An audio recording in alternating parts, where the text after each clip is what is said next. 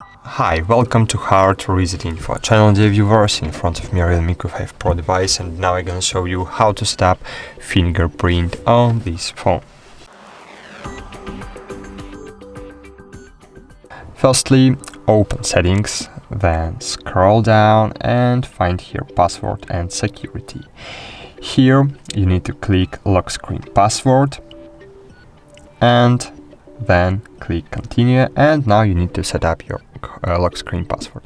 It can be pin code, pattern lock, or alphanumeric lock. So I will use pattern lock because it's easier to input, and click add, OK, and here you can set up your fingerprint, or just open this window again and click fingerprint. Now confirm your pattern or pin code and press your finger to this icon. Press every time in the other way to scan your finger from all sides.